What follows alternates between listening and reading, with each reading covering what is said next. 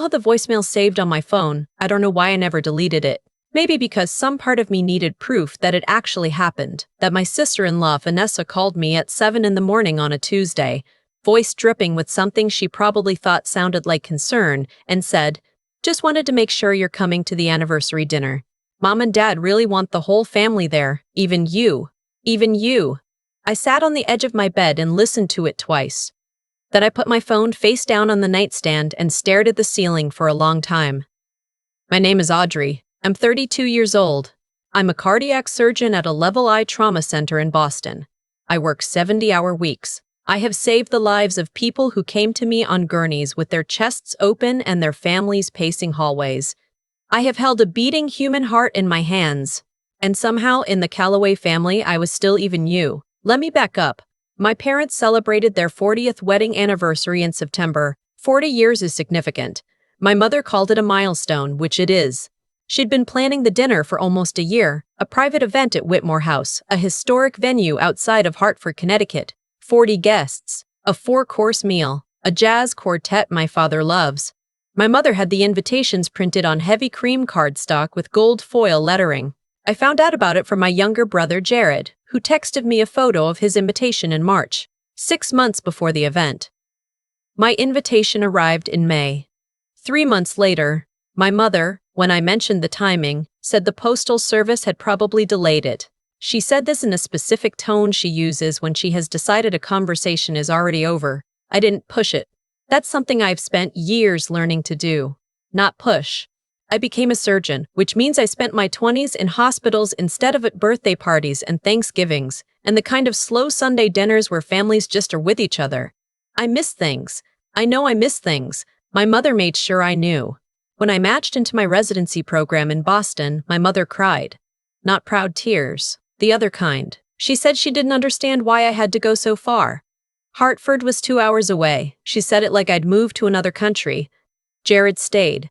He went to UConn, got a business degree, married Vanessa, who my mother adored from approximately the second they met. They bought a house 12 minutes from my parents. They had 2 kids. My mother watches those kids every Tuesday and Thursday. I am not saying any of this to make Jared the villain. He isn't. He's my brother and I love him, and he sends me memes at 11 at night that are genuinely funny. The problem is not Jared. The problem is the shape of things. The assumption, never spoken aloud but always present, that my absence was a choice against them rather than a choice for something. That the years I spent learning to repair a human heart were years I spent deciding I was too good for my family. That becoming Dr. Audrey Calloway was something I did to them. Vanessa understood this better than anyone and used it better than anyone. She's not cruel in obvious ways. She never raises her voice. She smiles while she does it.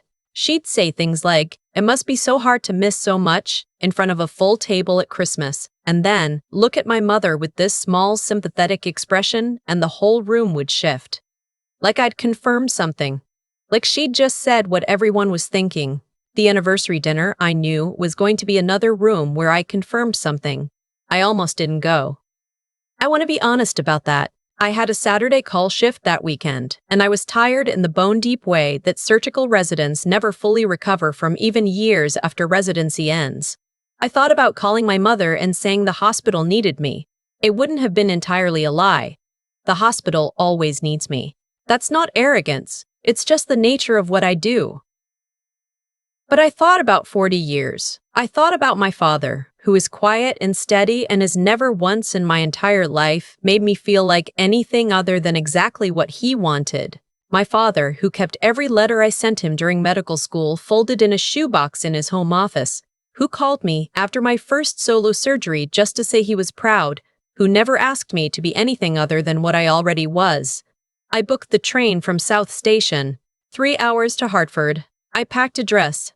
Dark green, simple, appropriate. I didn't tell anyone which train I was on. I should have gotten a hotel. Looking back, getting a hotel would have been the smarter decision. But I thought, it's one night, the dinner's tomorrow. I can manage one night. My mother met me at the door of my childhood home with a hug that lasted about 1.5 seconds. She said I looked tired. I said I was fine. She said you should eat something, and walked back toward the kitchen before I finished answering. Vanessa was at the kitchen table with my mother's reading glasses, going through something on a clipboard. She looked up when I came in and said, "Audrey, you made it." Like I was a pleasant surprise. Like the odds had been against me arriving. "I made it," I said. She went back to her clipboard. "We're doing assigned seating for tomorrow. Mom wanted everything to feel intentional." "That sounds nice," I said. "It will be. Jared's helping set up the centerpieces in the morning if you want to pitch in." I said I'd be happy to help. She nodded without looking up. "We just weren't sure about your schedule. Surgeons keep such crazy hours." There it was. That's how she does it. Small, smooth, delivered with a smile she wasn't even wearing right now because she wasn't looking at me. "We weren't sure about your schedule." As if my presence was a variable they'd already planned around. As if I was an afterthought that had arrived and now needed to be accommodated. I went to bed early. I lay in my childhood bedroom and looked at the glow-in-the-dark stars I'd put on the ceiling when I was 9 years old. Faded now to a pale green, and I thought very carefully about why I was here. Not in this room, in this family, in this particular shape of love that always felt like it was being handed to me with conditions attached. I thought about what my attending said to me once, early in my fellowship. He said, "The hardest cases aren't the ones where the body is failing. They're the ones where the patient has already decided to give up before you get there." I wasn't sure which one I was in this situation, the surgeon or the patient. The venue was beautiful. I will say that honestly. Whitmore House sits on 4 acres of Connecticut countryside, and in September the leaves were just beginning to turn, and the late afternoon light came through the tall windows of the main dining room in long gold rectangles that fell across the white tablecloths and the floral centerpieces Jared had spent the morning arranging. My mother was in her element. She wore a deep burgundy dress she'd clearly bought specifically for the occasion, and she moved through the room greeting guests with a warmth I recognized from childhood. The version of my mother that existed for audiences. The one who laughed easily and touched people's arms and made everyone feel like they were her favorite person in the room. I found my seat, table 4, not the family table, which was table 1. Table 4 was near the back of the room, beside the window, next to 2 of my father's cousins who I'd met maybe 3 times in my life. I stood there for a moment looking at the little calligraphed card with my name on it, Audrey, and I understood, clearly and without drama, exactly what had been decided about me. Vanessa had made the seating chart. I sat down. My father's cousin Gerald asked me what I did for work, and when I told him, his eyebrows went up and he said, "Cardiac surgery. Lord, I could never." And I smiled and said it was demanding but rewarding, and that was the most genuine conversation I had for the next 2 hours. The dinner was good. 4 courses, as promised. The jazz quartet played softly from the corner. Speeches were made. Jared gave one that was warm and funny and made my mother tear up. One of my parents' oldest friends told a story about their honeymoon that got the room laughing. I was not asked to speak. I want to be careful here, because I know how this sounds. I know a 40th anniversary dinner is not about me. I was not sitting there expecting to be the center of attention or feeling sorry for myself. I am 32 years old and I am good at reading rooms and managing my own feelings. I know what I was experiencing and what I was choosing to feel. But I also know that I have a brother. And that at every one of these events, in this family, my brother has always had a seat at the center, and I have always had a seat near the back. And that has nothing to do with how much either of us loves our parents. The speeches finished. People refilled their wine glasses. The quartet shifted into something quieter. That's when Vanessa stood up. I don't think she'd planned it as part of the formal program. It was the kind of thing she does. Organic, spontaneous seeming, but not spontaneous at all. She tapped her fork against her glass. The room quieted. She talked about my parents for a minute. She talked about what it meant to her to marry into this family, how welcoming they'd been, how she'd learned so much from my mother about what a real family looked like. Then she said, 40 years is such a testament to prioritizing the people who matter, to showing up, to being present. She paused. Some people have to be reminded of that. She wasn't looking at me when she said it. She was looking at my mother, smiling that particular smile, and my mother was nodding, but half the room glanced at me. Because half the room knew. They'd heard the version of me that existed in Vanessa's stories. The one who missed Christmas 2 years ago because of a surgery, who didn't come home for my grandmother's 85th birthday because I was in the middle of a brutal stretch of call shifts who sent flowers instead of showing up. They knew the version of me that was curated and presented with careful, smiling consistency over years of family dinners and holiday gatherings. They glanced at me for just a second, the way people glance at someone they feel a little sorry for, and my mother nodded. That was the part I keep coming back to. Not Vanessa.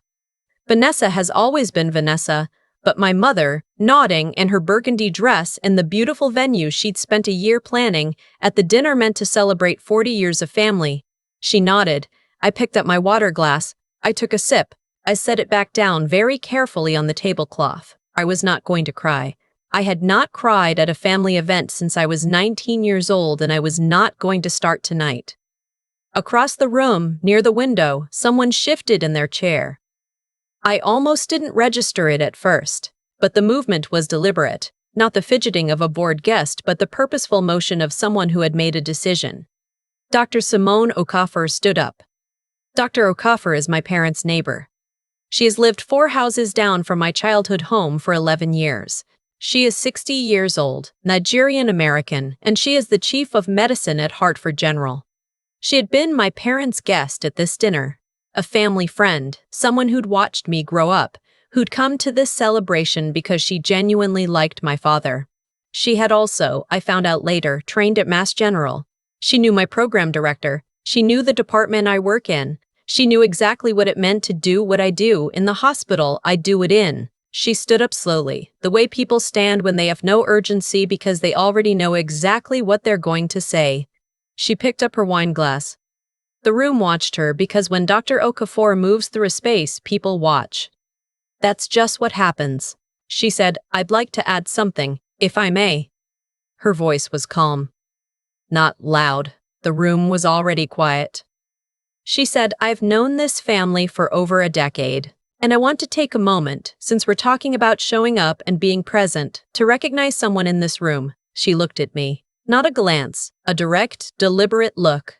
Audrey Calloway, she said, is a cardiac surgeon at Boston Medical Center.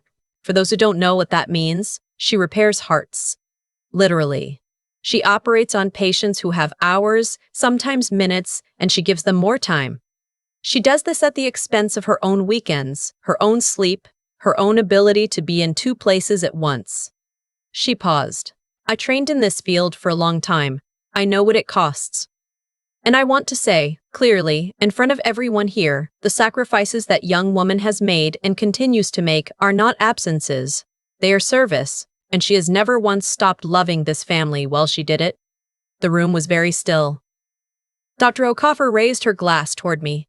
Happy anniversary to Robert and Patricia, she said, and congratulations to their daughter who carries this family's name somewhere people know how hard it is to earn. She sat down. It was not a dramatic moment in the movie sense. There was no gasp, no swell of music. The jazz quartet didn't even stop, but the room had changed in the way rooms change when something true has been said out loud that everyone was pretending not to know. My mother was not nodding anymore. Vanessa had picked up her wine glass and was studying it with enormous interest. My father, my quiet, steady father who had been sitting at table 1 with his hands folded in front of him through all of this, looked across the room at me with an expression I will carry for the rest of my life. He nodded once. Just once. The small, certain way he has always had of saying I see you. I pressed my fingertips against the tablecloth and breathed. Gerald, my father's cousin, leaned over and said quietly, Cardiac surgery, Lord Almighty. The rest of the dinner passed the way the rest of dinners passed. People moved between tables. The dessert course came. A beautifully done flourless chocolate cake my mother had ordered from a bakery in Glastonbury. The quartet shifted into something warmer, more upbeat. Guests drifted into something warmer, more upbeat. Guests drifted into smaller conversations. Okafor found me near the window during the dessert course. She put her hand briefly on my arm. I hope that was all right, she said. More than all right, I said. You didn't have to do that. She looked at me steadily. I've watched that woman take quiet shots at you for years at block parties and neighborhood dinners. Tonight felt like the appropriate moment to say something. I didn't have anything to add to that. Your father talks about you constantly, she said. Every time I see him. He mentions you in the same sentence as the weather and his garden and everything else he loves without thinking about it. I looked across the room at my father, who was laughing at something one of his old friends had said, his hand on the back of my mother's chair. I know, I said. I did know. That's the part that makes it complicated. Not that my father doesn't see me, but that for a long time I let the louder voices drown out the quiet one. My father has always been proud of me. He just doesn't announce it the way Vanessa announces things. I found him before people started leaving. He was standing near the window with a glass of bourbon, watching the room with the particular expression of someone who is happy and knows it and doesn't need to perform the happiness for anyone. I walked over and stood next to him. He looked at me. He didn't say anything for a moment. Then he said that Simone is something else. She is, I said. She's right, about all of it. I didn't trust my voice, so I just nodded. He put his arm around my shoulders in the way he has since I was small. I'm glad you came, he said. Me too, I said, and I meant it. I meant it entirely. I took the last train back to Boston that night. I didn't stay over. I told my mother I had a morning shift, which was true. She hugged me at the door, a longer hug this time, or maybe I was measuring it differently, and said, "Drive safe," even though I was taking the train, which is something she has done my entire life. Old habits are hard to break, for both of us. On the train, somewhere in the dark stretch between New Haven and Providence, I got a text from Jared. It said, "I'm sorry about Vanessa, I'm going to talk to her." I looked at it for a long time. Then I typed back, "I love you." "It's okay." He sent a heart emoji. Then, "It's not okay. But we'll fix it." I put my phone down and watched the lights of small Connecticut towns pass outside the window. The train was almost empty at that hour. Quiet in the good way, the way things get quiet after something has been said that needed saying.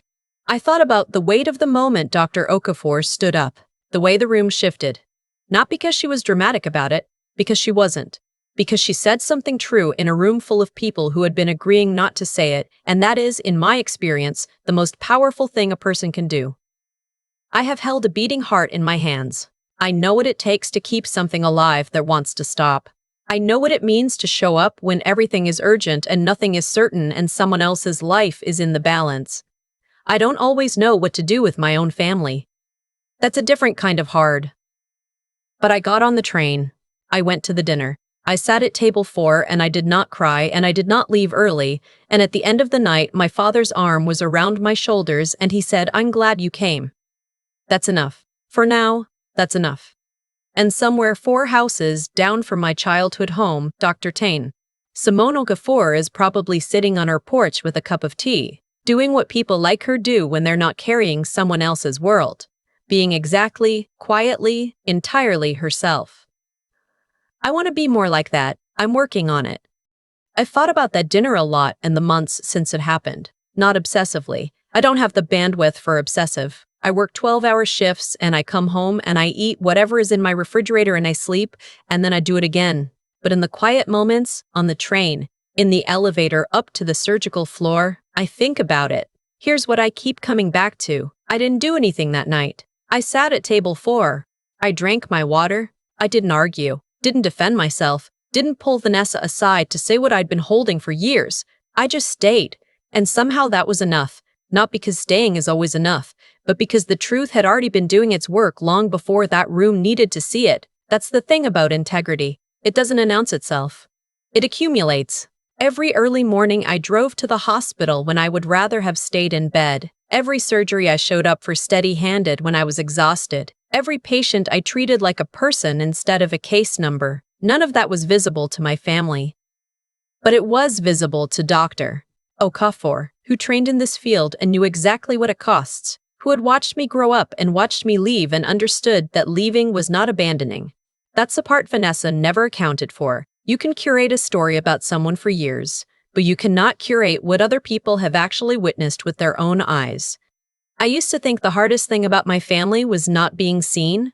Now I think the hardest thing was believing, for too long, that being unseen meant I was wrong, that if my mother's version of me, absent, selfish, too busy for the people who mattered, was the one that circulated at holiday dinners, maybe it was accurate. Maybe I had made choices that were fundamentally unkind and just dressed them up in ambition so they felt justified. It took a 60-year-old woman standing up in a banquet hall in Connecticut to remind me that I'd been measuring myself against the wrong standard. Not because Dr. Tu Okafor said anything I didn't already know, but because she said it out loud in a room where silence had been mistaken for agreement for a very long time. Jared texted me that night and said he was going to talk to Vanessa. I believe him. He's not a bad person, and she's not purely a bad person. People who do unkind things are usually doing them because something in them feels small and threatened and needs to make itself bigger by comparison. That doesn't excuse it. It just means I don't have to carry hatred about it. I can put it down and walk away and still love my brother, still call my father on Sunday afternoons, still show up, which I will keep doing, because that's who I am, not because anyone is watching. The work we do in private, the discipline, the study, the choices that nobody applauds, that's what we actually are. Vanessa gave a speech about showing up. But showing up means something different depending on what you're showing up for. I showed up to a table where I wasn't wanted, sat quietly through a speech designed to diminish me, and I did not break. That's not nothing. That's actually everything. My father said he was glad I came. I am glad too. And next year I'll come again.